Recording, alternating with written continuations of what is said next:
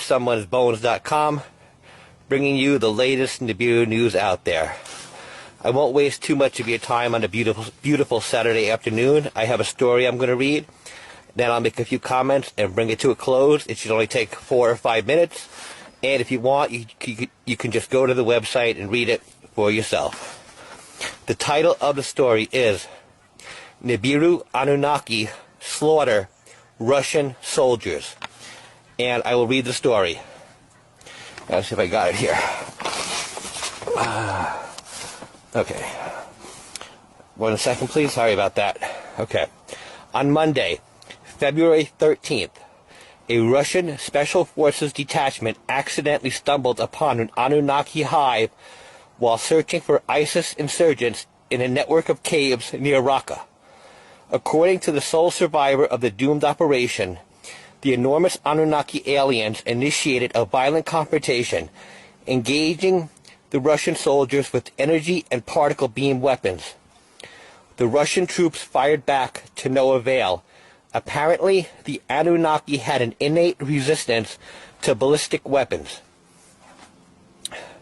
Our Moscow source, a former FSB operative, obtained a partial transcript of the event before the Kremlin issued a gag order and isolated the surviving soldier, Captain Perlyov Garvila Vasilyevich, and I'm sure I am not pronouncing his name correctly, a decorated officer and combat veteran.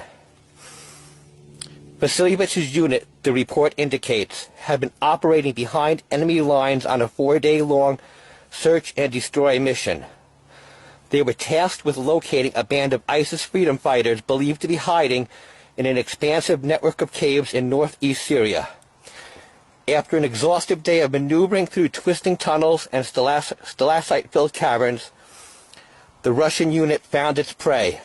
A ragtag group of ISIS spies had been holing up in a cavern 100 feet beneath the surface.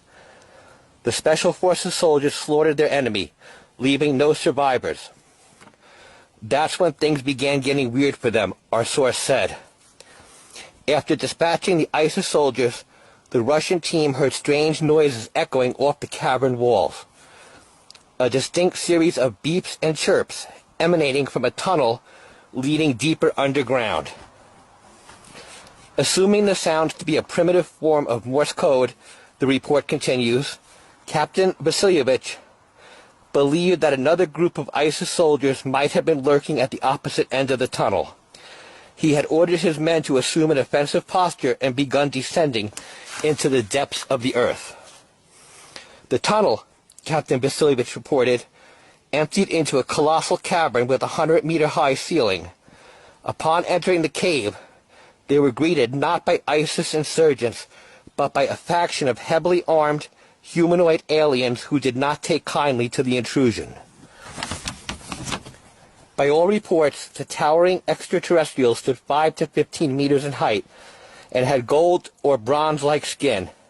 Without hesitation, they opened fire on the Russian soldiers. 4 of the Russians died immediately, our source told us. The alien weapons produced a golden beam of light that vaporized anything it touched, including, of course, human flesh. The soldiers fought valiantly, but were no match for the Annunnaki's advanced technology. The soldiers' bullets just bounced off their exoskeleton. After the 8th fatality, our source said, Captain Vasilyevich ordered a tactical retreat, but the Annunaki outmaneuvered them and overwhelmed them in a running firefight to the surface. They massacred all of Captain Vasilyevich's men. Vasilyevich, the report concludes, barely escaped with his life. For reasons unknown, the Annunaki raiding party chose not to pursue him beyond the entrance to the caves. Even more interesting, this might not be an isolated incident. Astrobiologist and Sumerian scholar Hermann Schwarzbaum claims that worldwide governments have concealed numerous confrontations with Anunnaki raiding parties. The extraterrestrials, he said, originate from the 4th planet of the Nibiru system and routinely probe Earth's defenses in advance of Nibiru's arrival. And that concludes the story. Now, please understand that when I read these stories, I am providing information that has been given to us by sources that we deem reliable in their field of study. I am not expressing my own personal views. For example, I do not know if Nibiru is inhabited or not by a race.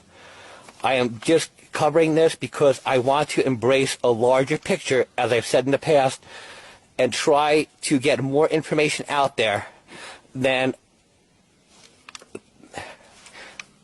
Now, I screwed that up. I'll edit that out.